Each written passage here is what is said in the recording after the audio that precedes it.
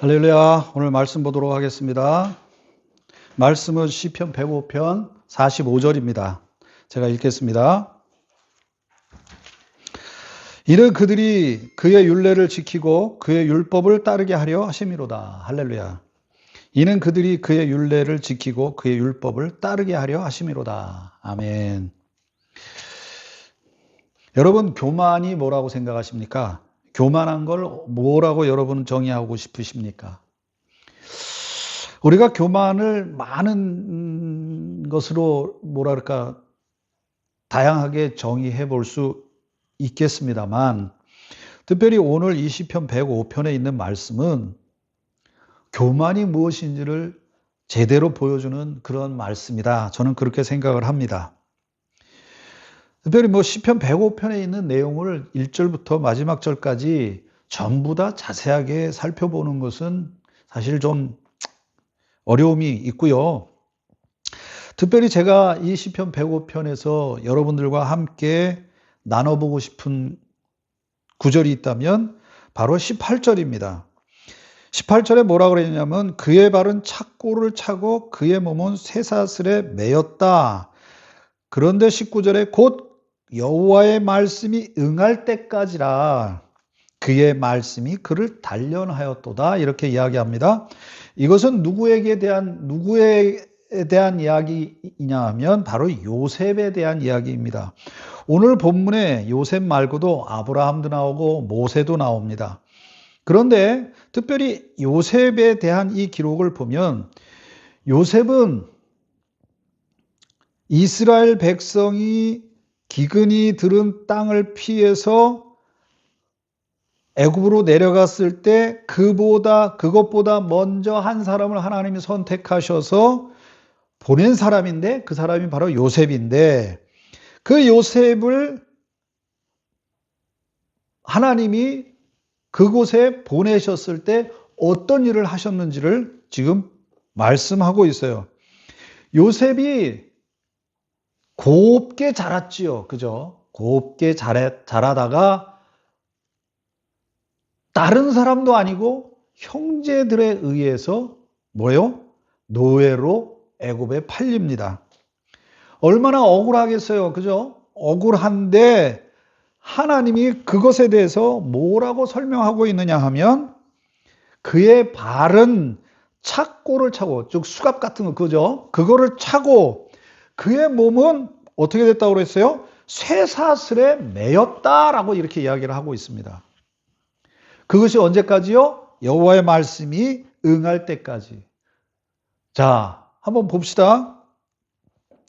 요셉이 형제들에게 의해서 애굽에 팔려간 것도 참 억울하고 분통한 노릇인데 하나님이 그에 대해서 뭐라고 지금 이야기하고 계시냐면 그의 발을 착고에 채웠고 그의 몸은 쇠사슬에 매인 것과 같았다라고 이렇게 이야기합니다.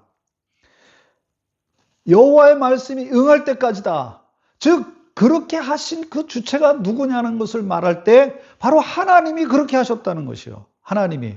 근데 이 본문을 보면 굉장히 요셉이 당한 어려움이 극심했던 것을 볼 수가 있어요. 발은 착고에 채웠다는 것은 행동이 자연스럽지 못했다는 거예요. 자유롭지 못한 것이에요. 항상 감시의 그 상황 아래 놓여 있다는 것을 말하는 것이고요. 또 그의 몸은 쇠사슬에 매였다. 이걸 원문을 보면 어떤 뜻이냐면 쇠 몽둥이가 몸통을 관통하고 지난 것 같은 그런 느낌의 그 표현이에요. 굉장히 극심한 고통을 당할 수밖에 없었다는 거죠. 왜 그렇게 했을까요? 왜? 이렇게 지낸 시간이 요셉이 애굽의 총리가 되기까지 13년이 걸렸습니다. 여기 오늘 우리가 지금 보지는 않았지만 아브라함도 나오고 모세도 나옵니다. 아브라함은 몇 년이 걸렸을까요? 하나님의 부르심을 받고 하나님으로부터 이삭을 바치는 그 순간 이제야 네가 나를 경외하는 줄 알겠다 하신 그 말씀을 듣기까지 몇 년이 걸렸을까요? 아브라함은요 갈대아 우르에서 부르심을 받고 그 이삭을 바치기까지 시간을 계산을 해보면 거의 한 50에서 60년이 걸렸어요. 그만큼 수많은 시간을 뭐 했던 거예요? 하나님으로부터 단련을 받았던 거예요. 그죠? 우리가 그렇게 생각해 볼 수 있어요. 아브라함은 그 시간 동안에 뭐 했어요? 아내도 팔아먹고, 그죠? 도저히 우리가 상상할 수 없는 그런 일들을 했단 말이에요. 모세도 보세요. 모세도 애굽에 그 바로의 왕자로 사는 게 40년, 그 다음에 광야에서 40년, 도합 80년이라는 시간을 거쳐서 뭐를 받았어요? 연단을 받았어요. 사실 지금 여기 보는 요셉은 그거에 비하면 사실 시간적으로는 굉장히 짧죠. 아무튼 이처럼 지금 우리가 이 105편을 통해서 시편 105편을 통해서 볼 수 있는 것은 많은 신앙의 인물들이 무엇을 당했다? 어려움과 고난을 당했다. 근데 그 어려움과 고난을 당한 이유를 가만히 살펴놓고 보면 요셉도 그러고 아브라함도 그러고 모세도 그러고 모두 무엇을 하나님이 그 영혼 속에서 빼내기 위한 것이냐면 바로 교만입니다. 교만. 자, 우리가 요셉으로 다시 돌아가서 요셉을 우리가 살펴보면 요셉이 얼마나 부유하고 부모로부터 금지 오겹 같이 그렇게 자랐습니까? 그죠? 형제들은 매일 들판에 나가서 양들을 치는데 요셉은 부모가 싸고 돌면서, 그죠? 채색 옷을 입히고 그를 기를 정도로 요셉은 그렇게 아주 아주 그냥 귀하게 자랐어요. 그러니 요셉에게 있어서 그 청년 시절이 얼마나 유아독존 아니었을까요? 그죠? 굉장히 사람들 무시하고 자기가 최고인 것인 양 아마 그렇게 살았을 수도 있을 것 같아요. 이처럼 요셉은 굉장히 교만했던 것 같아요. 그래서 그를 하나님이 선택해서 이스라엘 백성이 출애굽하는 데 있어서 아주 중요한 인물로 그를 선택해서 요셉을 사용하시지만 하나님이 그 사용하시기 전에 무엇하신 거예요? 그에게 있어서 그 교만의 단물을, 교만의 물을 완전히 그에게서 빼내야만 했었던 거예요. 아브라함도 마찬가지고 모세도 마찬가지 아니겠어요? 그죠? 모세도 굉장히 교만했던 것, 혈기가 왕성하고 다혈질적인 그 사람이었는데 그를 하나님이 어떻게 하셨어요?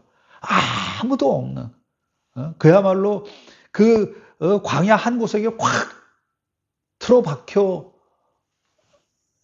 틀어박히게 해서 거기에서 양들을 치며 그 애굽의 휘황찬란했던 자기의 그 어떤 과거를 생각할 때 굉장히 힘들고 어려웠지 않았겠어요? 그러면서 그가 거기서 하나님 앞에 훈련을 받고 연단을 받으면서 결국 하나님의 말씀을 받기까지 그렇게 지냈던 시간이 바로 40년 아니겠어요? 자, 우리가 이런 거를 볼 때 하나님이 교만의 물을 다 빼내기 위함으로 지금 무엇을 하고 계신다? 사람들에게 연단을 주고 계신다는 것을 우리가 알 수 있습니다. 자, 그런데 제가 한 가지, 지금 우리가 살펴본 것과 같이 요셉, 아브라함, 그죠? 마누라 2번 팔아먹은 아브라함, 또 모세, 정말 그 왕자로 살았었는데 자기가 어느 날 갑자기 저 시골에 콱 처박힌 그런 존재로 살아갈 수밖에 없었던 그러한 모세, 이들은 다 교만했다고 우리가 생각해 볼 수 있어요. 그럼에도 불구하고 하나님이 이들을 사용하시기 위해 이들에게 무엇을 하셨다? 연단을 주셔서 이들의 그 교만된 모습을 지금 그 영혼 속에서 다 빼내는 그러한 연단을 하셨다. 이렇게 이야기해 볼 수 있어요. 그죠? 그러니까 요셉과 아브라함과 모세는 교만했기 때문에 하나님이 쓰시고자 해서 그들을 선택하기는 했지만 그 교만의 물을 다 빼내기 위해서 하나님이 이런 연단을 주셨다. 우리가 이렇게 이야기해 볼 수 있다는 겁니다. 이처럼 요셉과 아브라함과 모세는 그들이 교만했기 때문에 그럴 수 있다고 칩시다. 그런데 제가 이번 주에 묵상을 하는 가운데 한 가지 이들과는 반대되는 한 사람을 좀 발견할 수 있었어요. 뭐냐 하면 나오미라고 하는 사람 알죠? 여러분, 나오미는 룻기에 나오잖아요. 그죠? 나오미는 어떤 사람이었냐? 제가 보기에는 나오미는 굉장히 인격적으로 성숙했던 여인 같아요.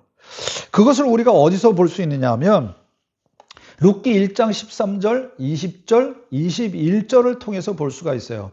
그 13절에 뭐라고 그랬냐면 나오미가 자기 자신이 당한 그 어려움을 여호와의 손이 나를 치셨으므로 이렇게 표현하고 있고요. 그 다음에 20절에 전능자가 나를 심히 괴롭게 하셨다. 그 다음에 21절에 여호와께서 나를 징벌하셨고 전능자가 나를 괴롭게 하셨거늘 이런 말씀이 나옵니다. 이것은 나오미와 그 며느리들 사이에서 오고 간 말이었고 또 하나는 나오미가 이제 자기의 고향으로 돌아갔을 때 자기 자신에 대해서 이야기하는 것을 지금 이렇게 성경이 말씀하고 있는 거거든요. 무슨 얘기냐?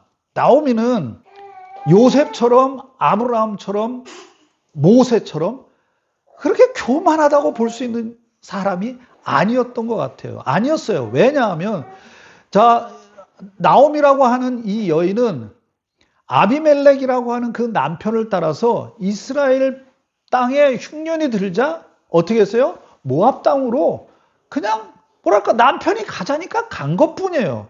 갔는데 거기에서 어떻게 됐죠? 남편 죽고 두 아들 다 죽고 자기만 남았어요. 자, 그때 그 두 며느리가 이 시어머니인 나오미한테 뭐라고 얘기하냐면 내가 당신을 따라가겠습니다. 내가 당신을 따라가겠습니다. 자, 이 대목에서 저는 무엇을 생각했느냐 하면 나오미가 굉장히 인격적으로 고매한 여인이었구나. 굉장히 사람들에게 칭찬 듣는 그런 인격적으로 아주 성숙한 여인이었구나라는 것을 알 수가 있어요. 여러분 생각해 보세요.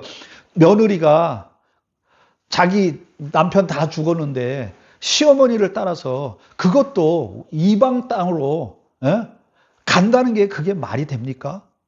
그거를 뛰어넘을 결정을 할 만큼 그죠? 나오미가 엄청나게 인격적으로 성숙했던 것 같아요. 그래서 이 두 며느리는 어머니를 따라가겠습니다. 그렇게 이야기를 합니다. 그때 나오미가 이 두 며느리한테 야, 너희가 나를 따라오려고 생각하고 있니? 아니, 여호와의 손이 나를 치셨어. 그 13절에 보면 근데 나는 너희들 때문에 너무 힘들다. 이건 무슨 얘기냐면 너희들을 나를 이렇게 대우해 주니 나는 이게 너무 힘들다. 그러니까 야, 너희들 이제는 너희 민족 너희 조상에게로 돌아가라. 그렇게 얘기하잖아요. 그죠? 이것처럼 나오미는 굉장히 인격적으로 고매했던 사람 같아요. 그런데 중요한 건 뭐냐면 제가 말씀드리고 싶은 건 나오미가 무엇을 당했다고요? 고난을 당했다는 거예요. 고난을 당했어요. 자, 아까도 말씀드렸지만 요셉, 아브라함, 모세는 그럴 수 있다고 칩시다. 왜? 그들은 교만했었으니까.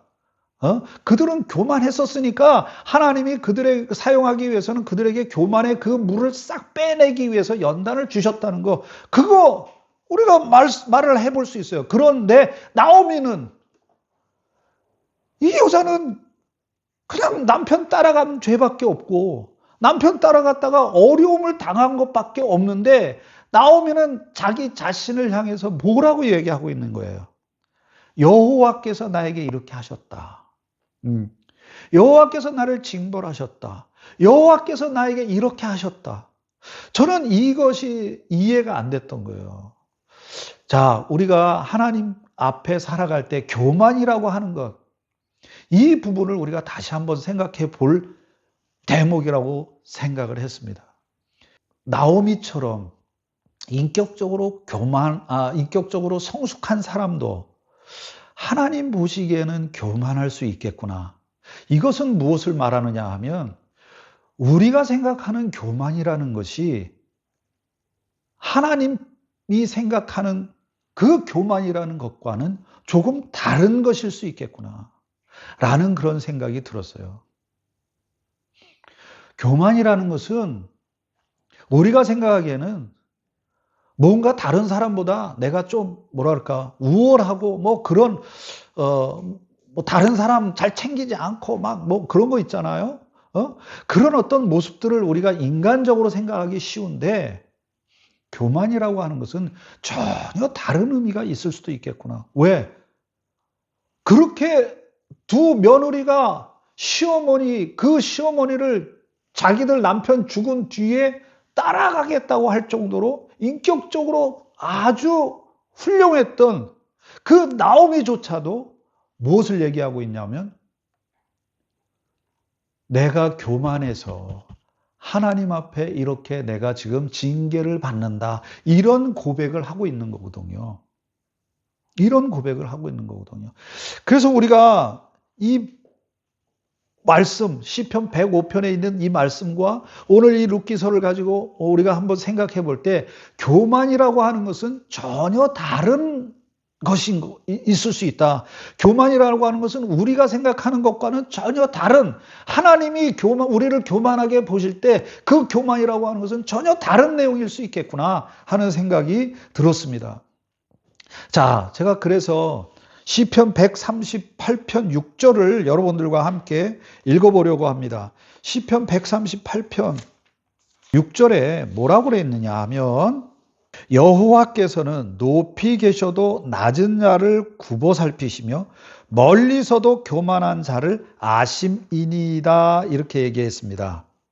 자, 여기 이 말씀을 먼저 우리가 정확하게 해석하는 것이 필요할 텐데요.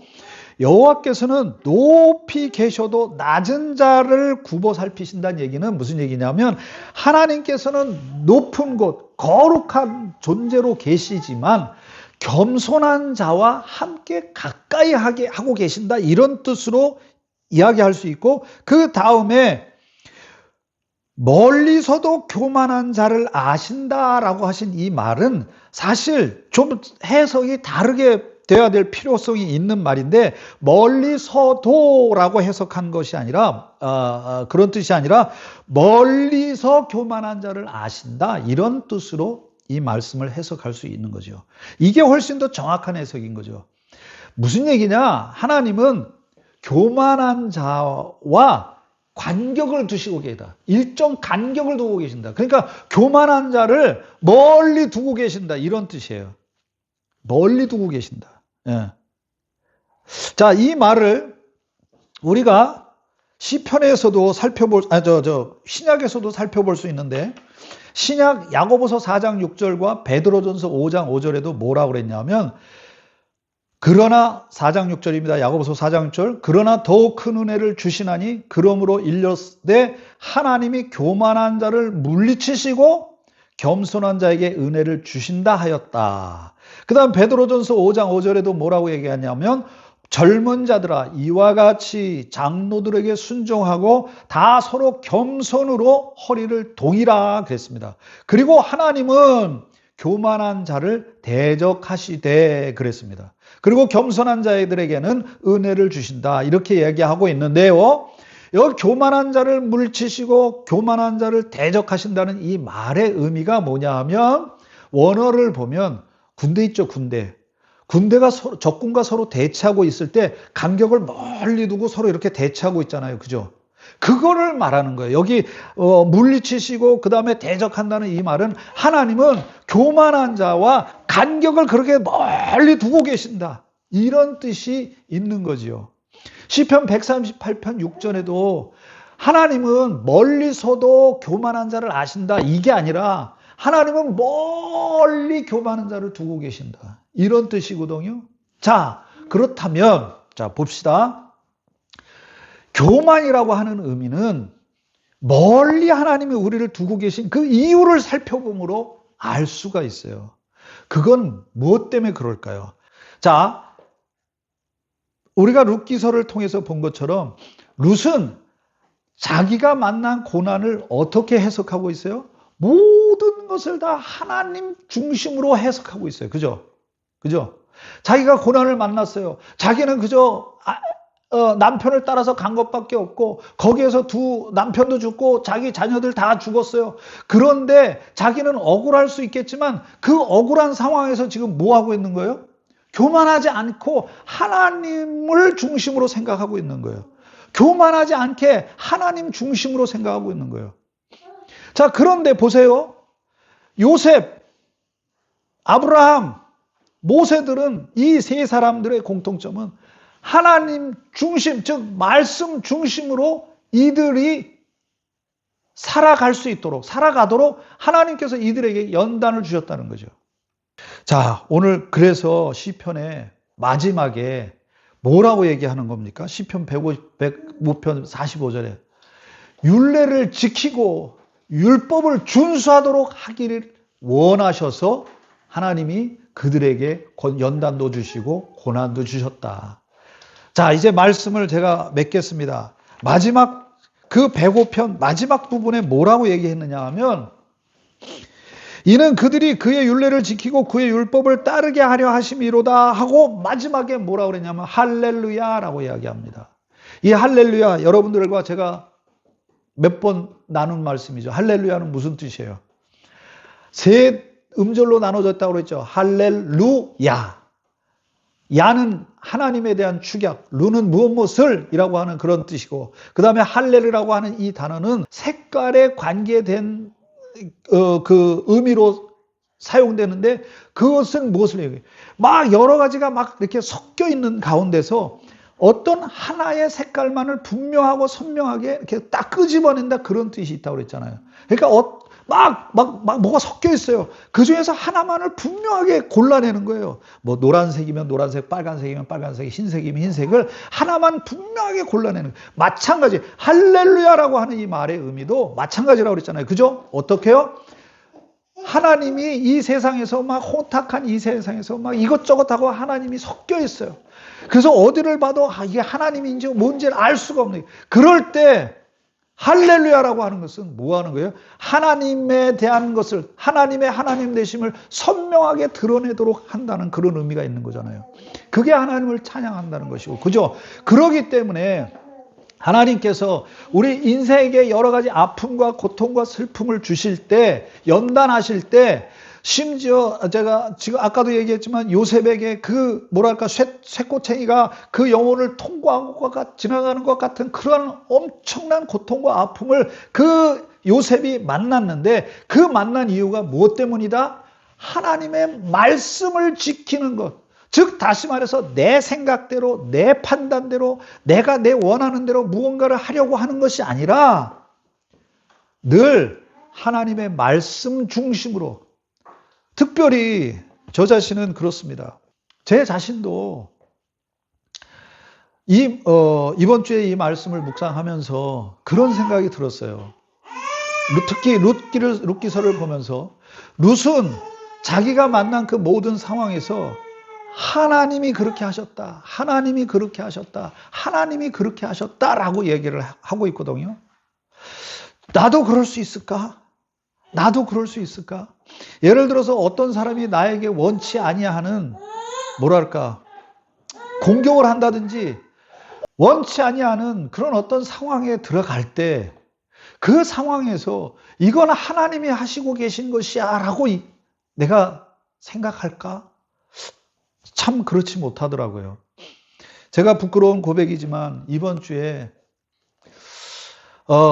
운전을 하다가 많은 부딪히는 사람들이 있었어요.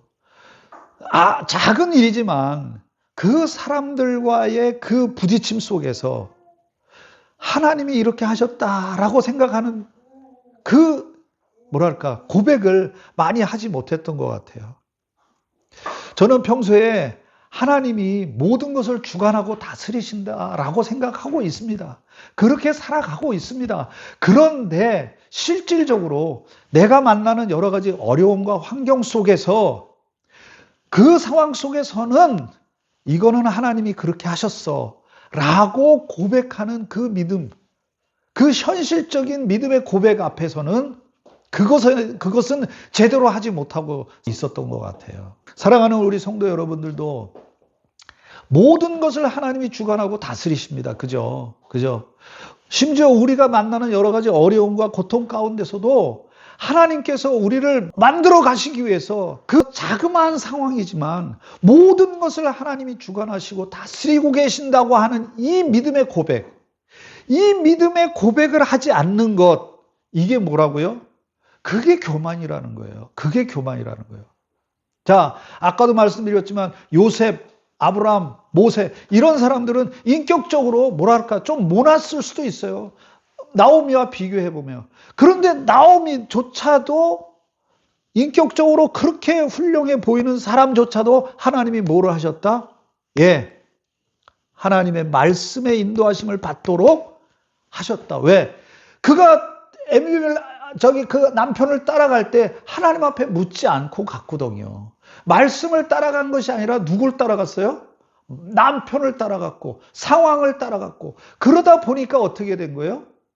그가 만난 어려움들이 생겼던 거죠. 그래서 나중에 나오미는 뭐라고 얘기해요? 인격이 좋고 나쁜 게 그게 기준이 아니라, 그게 기준이 아니라 하나님의 말씀을 따라가고 있느냐. 내가 모든 나의 삶 속에 전반에 있어서 모든 삶을 하나님이, 나의 모든 삶의 영역을 하나님이 지금 다스리고 주관해 가고 계신다고 하는 이 믿음의 고백, 그리고 그 믿음의 고백을 따라서 내가 오늘도 살아가고 있느냐. 마지막 절, 15편 105편 마지막 절, 45절 마지막 절. 이는 그들이 그의 율례를 지키고, 그죠? 그의 율법을 따르게 하려 함이라. 예. 여기서 이 지킨다, 그 다음에 따른다, 이 말은 한 번은 샤마르, 한 번은 나짜르라고 하는 이 단어예요. 이 말은 행위로 우리가 하나님의 말씀을 따라가고, 그 다음에 우리 가슴 깊은 곳에 하나님이 우리에게 말씀하시는 그 말씀들을 우리가 간직하고 보호하고, 그 말씀이 우리 속에 살아있도록 하는 그것이거든요. 예. 사랑하는 성도 여러분, 교만이라고 하는 것은 내 모든 삶의 영역에서 하나님이 나를 다스려 가신다고 하는 이 부분을 잊지 않고, 그래서 하나님과 동행하는 삶을 살기 위해 애쓰는 것, 그러지 못하는 것, 그것이 바로 뭐라고요? 교만이라는 것이에요. 저는 제 자신에 대한 이 고백을 부끄럽지만 할 수밖에 없는 것이, 제가 모든 삶에서 하나님이 함께 하시고 하나님이 지금 나와 함께 나를 지금 붙들고 계시다고 하는 이 고백이 나약해지면 어떤 일이 벌어지냐면 원망과 불평이 나옵니다. 감사가 사라지죠. 저 사람은 왜 저래? 심지어 저러면 저거 왜 저렇게 해? 분명히 제가 옳아요. 옳지만 나의 옳은 것을 뭐 하는 거예요? 하나님의 그 인도하심을 바라보는 것보다 더 붙들고 있단 말이에요. 그래서 거기에서 하나님의 평강, 하나님이 나를 인도해 가시는 그 어려움을 만나도 그 속에서 하나님이 역사하고 계시구나. 이것도 하나님이 행하셨구나. 이것도 지금 하나님이 이렇게 하시는 거구나 라고 생각을 하면 뭐가 생겨요? 감사가 생기고, 거기에 감사함으로 원망과 불평이 없어지는데, 늘 내가 옳다고 하는, 내가 내가 옳아, 이렇게 생각하다 보니까 뭐가 생기기 시작하냐면 원망, 불평. 그러다 보면 하나님 말씀을 따라가지 못하는 거죠. 데살로니가전서에도 그랬잖아요. 항상 기뻐하라, 쉬지 말고 기도하라, 범사에 감사하라. 이는 그리스도 예수 안에서 너희를 향하신 하나님의 뜻이다 그랬잖아요. 그죠?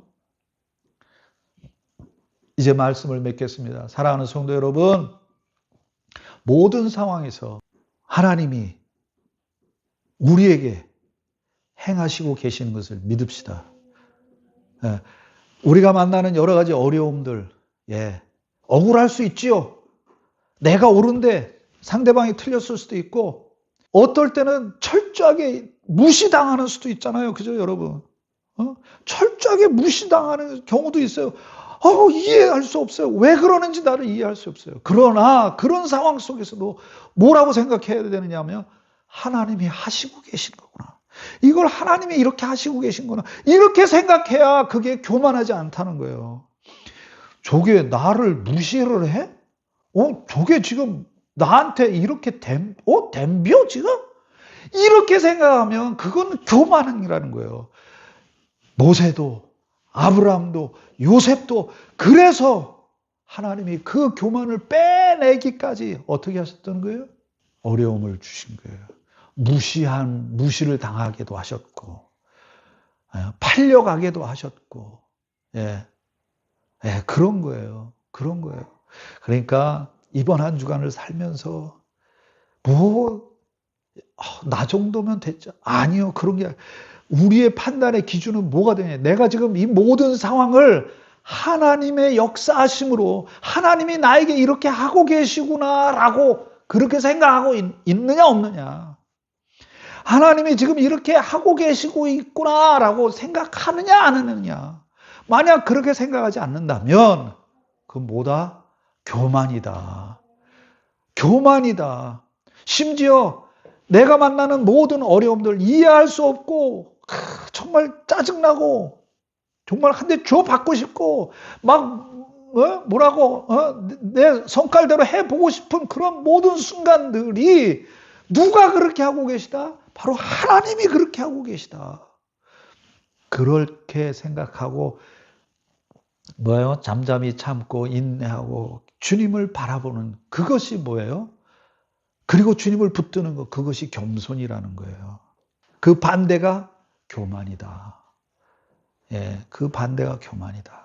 사랑하는 성도 여러분, 이 한 주간 모든 것 주님이 주관하고 계시다고 생각하셔야 됩니다. 모든 것 주님이 역사하고 계시다고 생각해야 됩니다. 우리의 삶의 어느 한 부분이 아니라 내 삶의 전 영역 모든 것에 있어서 주님이 역사하고 계시다. 우리는 이렇게 믿음으로 주님을 붙들어야만 합니다. 그런 은혜가 이 한 주간 있게 되기를 주의 이름으로 축원합니다.